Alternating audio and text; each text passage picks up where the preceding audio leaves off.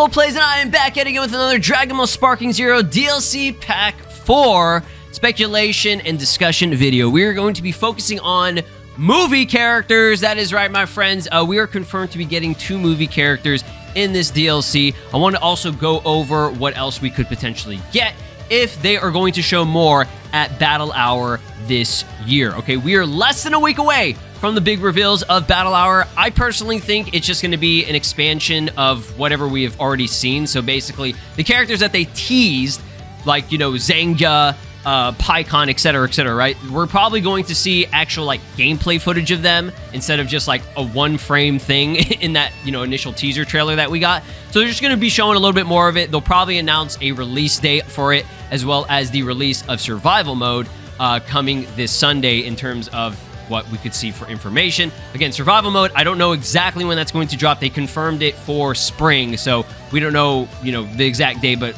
my assumption is probably going to be like a day or two right after they do the reveals on Sunday, which I believe is the 19th. So let's talk about Zangya first, okay? She's like the main character that I really wanted to go over. I saw a lot of requests. People wanted me to talk about Zangya. Zangya is really cool. She is the only other Bojack movie character, I guess, other than Bojack, and obviously we are confirmed to be getting the Bojack Turtle Hermit Gi outfit for Teen Gohan or Youth Gohan or whatever, right?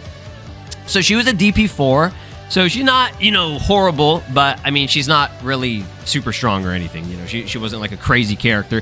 In the game for, I think it was, hold on, I'm trying to think, I think it's Tenkaichi 2 and 3, both those games had her, and then crazy enough, she was also in Raging Blast 2. Okay, Raging Blast 2 got a little bit weird, and they added some, like, obscure-ass movie characters, which we'll go over here in a little bit.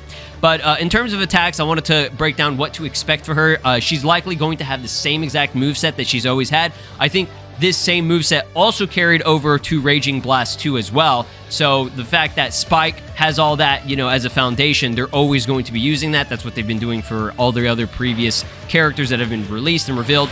So her primary is a Psycho Thread. This was a stun immobilization type for a, Blast 1 scale.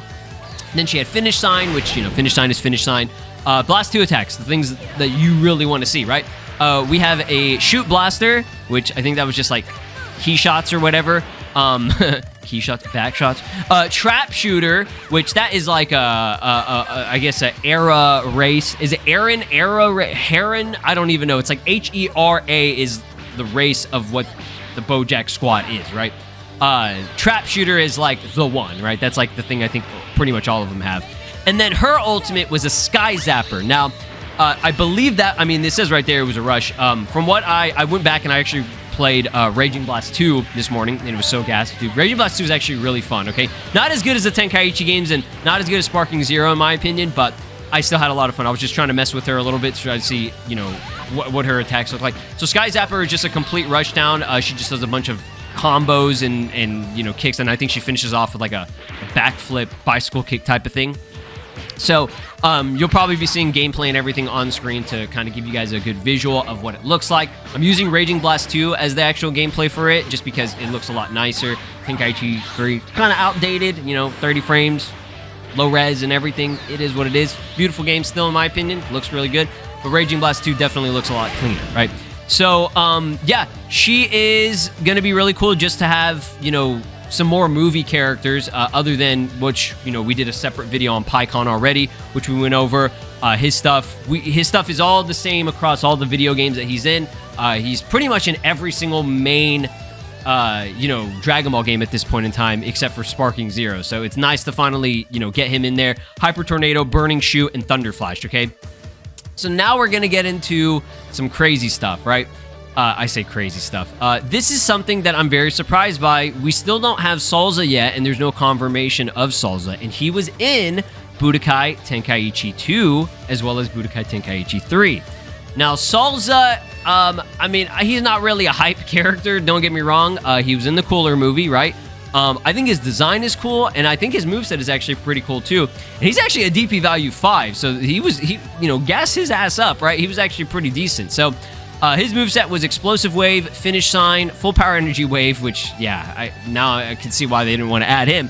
Scatter Finger Beam, okay? And then Salza Blade Rush. Now, that's the only thing that is notable about him is the Salza Blade Rush, okay? He actually makes a little tiny, like, Keyblade, right?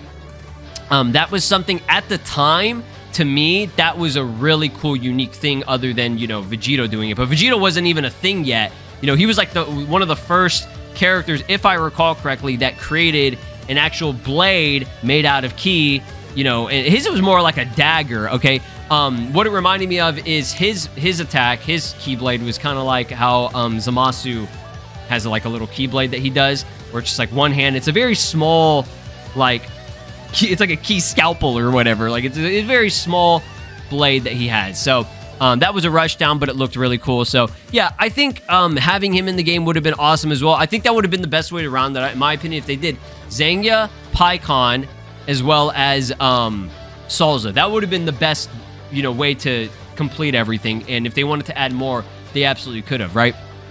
So real quick, when it comes to Bojack movie outfit Gohan, I think I've already gone over this. We should be able, that would be really stupid if you could only use it as Super Saiyan 2, or like, I think that would be dumb. Like, that would be so weird. Again, I don't exactly know how it's going to work. Obviously, it would have to be like this. You use it on base, and you can transform with it and everything. But the way that his move set actually changes, like, he's going to get a different ultimate attack. He's likely no longer going to have Father-Son Kamehameha. He's going to have the Brilliant Strike, which is the rush, big-ass hole he does to, you know, Bojack. So, yeah, I don't know exactly how they're going to do it. They're probably going to do it how they've done it with the other characters, where, like, one, you know, move does change and you're still able to transform. I think Goku, what is it? Super? Yeah, Super Goku with the power pole. It's going to be exactly like that. Okay, that's how I imagine they would do it. I don't see them doing it any different than that. Now, let's get into the weird, obscure characters. It's mainly these two.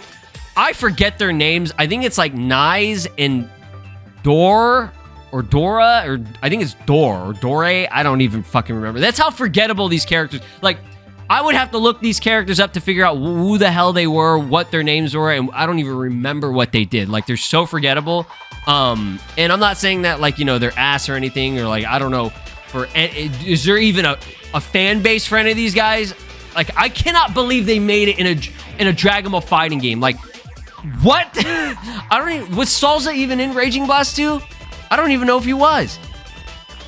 I don't think he was. I could be wrong, though. I tried to look up the roster to, you know, get a refresher on what it had, but I think only these two fuckers were in it, and they're part of the Cooler Squadron or whatever. It's just so odd that out of all the characters that they could have added, they added these two. In terms of, like, movie characters, I don't even think Lord Slug was playable in Raging Blast 2. We had Turles, right? But no Lord Slug? There was no Garlic Jr., no Dr. Wheelo, but these two fuckers made it in? That's insane to me, right? I think that's awesome, though, that they, you know, added characters that are very, like, forgettable and niche. I think that's pretty cool. I like whenever the Dragon Ball games do that, where it's just like, I would have never expected this. Like, that's crazy. So, yeah, I do not see them ever being added in Sparking Zero, just because there's zero fan base for them and there's zero requests. I don't know a single person in the universe, in the multiverse, that is asking for these two in the game, okay? Sparking Zero right now, it seems to be what they're adding is in the roster are characters that people have been asking for and giving feedback for a very long time, right? Other than that, I definitely do think we could get 14 and 15. Android 14 and 15 are actual, like, memorable characters in the movies. They have a unique moveset. I would have to say they're probably some of the most memorable, like, side villain characters, right? They're playable in Dragon Ball Legends. I mean, obviously, Dokkan has, like, a million different versions of them. They were playable in Raging Blast 2. They were not playable in the Tenkaichi, the, like, original Tenkaichi games, if I recall correctly. So, again, I think it's really fucking cool that they added them in Raging Blast 2, because I personally think they have, you know, unique attacks and stuff for the most part. And I think they're really cool. And, you know, the fact that they could get added to Dragon Ball Legends, like, you know, with the 3D model, they actually fight and do stuff, is pretty cool. Now, when I say that they have, like, a unique moveset, I think I'm over-exaggerating. There's nothing all that crazy, but, I mean, Zangya is, like, if I were to add any of the characters from the movies, it would definitely be Zangya, Pikkon, Salza, and then probably Android 14 and 15, okay? Because even Zangya isn't all that, you know, crazy. You know, they all the, I guess, Bojack movie characters, they have that thread, psycho thread type move. So they all use that, and they all, I think, pretty much use like trap shooter and shit.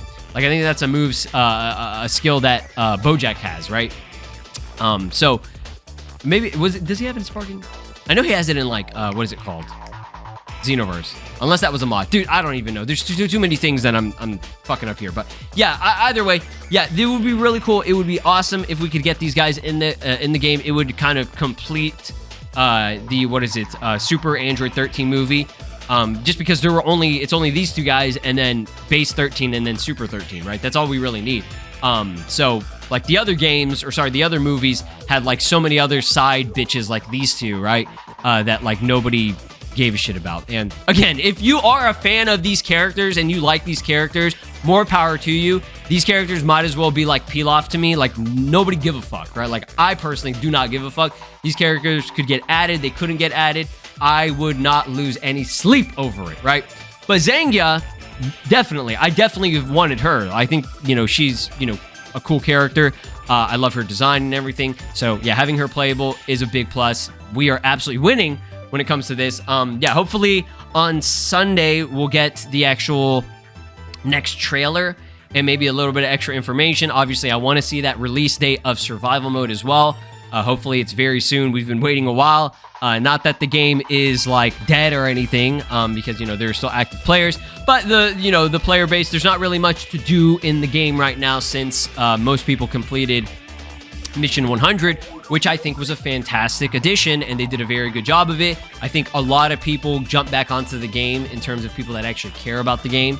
And I saw great feedback overall. Like everybody was loving it. They were like, man, this makes me feel like a kid again. This is what I used to do when I used to play Tenkaichi games, right?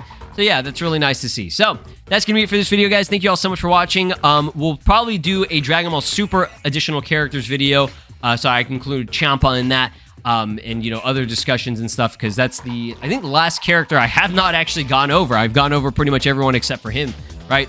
And because he's completely fresh and new and wasn't in the Tenkaichi games, right, in the past, we gotta, you know, talk about it. So I'll see you guys next time. Peace out.